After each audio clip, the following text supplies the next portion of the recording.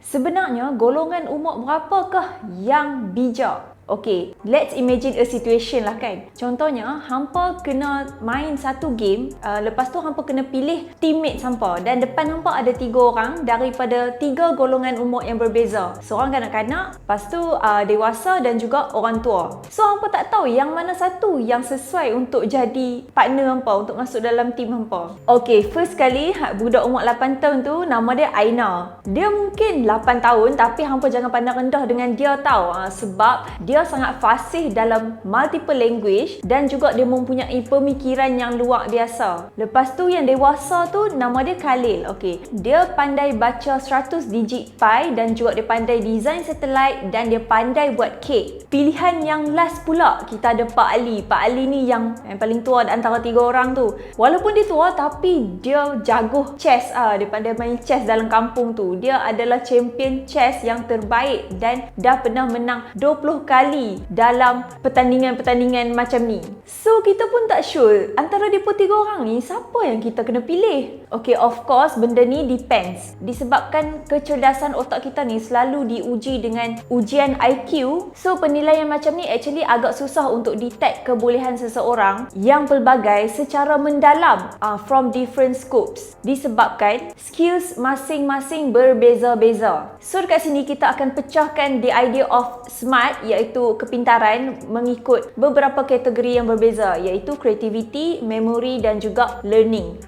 Dan kita tengok waktu bila otak kita ni dia develop dengan baik pada setiap kategori ni mengikut umur kita yang berbeza-beza ni. Dalam kehidupan awal kita, otak kita ni mengalami pertumbuhan yang pesat, which is kita panggil synaptogenesis, di mana lebih daripada 1 juta sambungan saraf baru terbentuk setiap saat. So bila otak kita tu berkembang, dia melalui pruning process. So based on pengalaman dan environment hampa, connections yang terpakai akan diperkukuhkan dan juga connections yang tak pakai akan dibawa keluar. Neuronal pathway yang selalu kita gunakan tu dia akan myelinated dan dialah yang membolehkan information tu bergerak dengan lebih cepat. So dia membantu otak tu jadi lebih cekap dan juga efisien. Tapi pembentukan semula otak ni dia terhasil pada waktu yang berbeza-beza. Itulah yang membuatkan skills yang berbeza-beza berkembang mengikut usia yang tertentu. Contohnya, time zaman kanak-kanak, kawasan otak yang terlibat dengan pembelajaran language ni dia berkembang dengan cepat.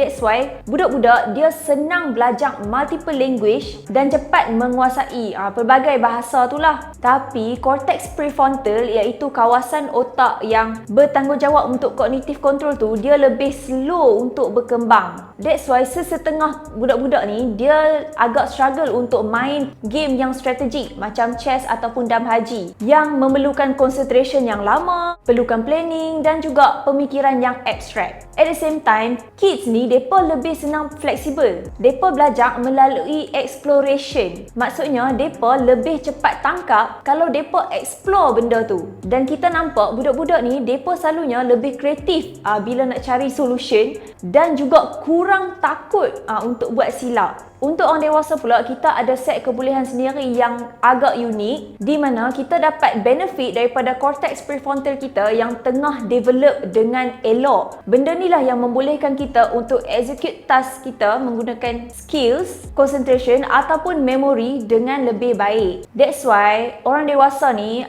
kita adalah penyelesai masalah yang cepat dan cekap. Dan bila kita dah makin tua, dah senior lah kan, skills sama yang kita ada tu akan makin menurun disebabkan memory center dalam otak kita tu, iaitu hippocampus, dia dah makin mengecut. Tapi kalau hampa pernah dengar ada satu phrase ni kata older and wiser, ada sebabnya lah kenapa phrase tu cakap macam tu. Phrase tu nak kata disebabkan warga emas ni depa dah hidup lama, depa dah belajar banyak benda sepanjang hidup depa. Depa mungkin lebih banyak knowledge untuk diingati dan juga digunakan. Dan depa juga actually boleh jadi teammate yang function kalau kita ajak mereka masuk dalam grup kita. Contohnya macam dalam cerita Squid Game lah. Tengok orang tua tu yang function kan. Even yang main tarik tali tu, grup mereka yang menang. Dan faktor last kali yang patut kita pertimbangkan adalah kekuatan diri kita sendirilah. So bayangkan kita ni remaja lah. Kalau remaja pula, kawasan cortical prefrontal otak dia tu lebih berkembang lah daripada zaman kanak-kanak tu. Ni yang membuatkan remaja ni dia dah boleh fikir benda yang logik dan juga dia lebih pandai buat maths. Yalah, time kecil, of course lah kita tak boleh nak fikir logik sepenuhnya. Kalau kita tipu budak-budak pun dia percaya. Dan juga budak-budak pun dia agak kurang sikit maths daripada remaja kan. At the same time, jauh dekat dalam otak si remaja ni, area yang penting dalam motivation and reward tengah berkembang dengan lebih cepat. And automatic buat si remaja ni jadi pelajar yang ada sifat ingin tahu yang tinggi dan juga adventurous. So kita boleh anggap yang remaja ni dia macam jack of all trades. Dia boleh buat semua benda. Disebabkan otak remaja ni dia wired untuk cari new experience dan juga belajar dengan cepat. Kita ni masing-masing ada dalam dynamic stage dan apa pun pilihan yang kita buat dan apa pun kemahiran yang kita tengah fokuskan atau belajar, sebenarnya benda tu boleh guide perkembangan otak kita. So actually golongan umur berapa yang paling bijak? Jawapannya tak ada jawapan. Dia boleh jadi umur 8 tahun, 16 tahun, 25 ataupun 65 tahun. Apa-apa je. Masing-masing ada kebolehan dia di usia yang tertentu. Otak kita ni Tuhan dah cipta supaya kita boleh menyesuaikan diri untuk mengutamakan kemahiran yang berbeza pada peringkat umur yang berbeza-beza untuk rasa level cabaran yang berbeza dalam hidup ni. So tak kiralah siapa pun yang hampa pilih untuk jadi teammate hampa, tapi kalau ada teammates yang dari umur yang berbeza, is actually a good strategy.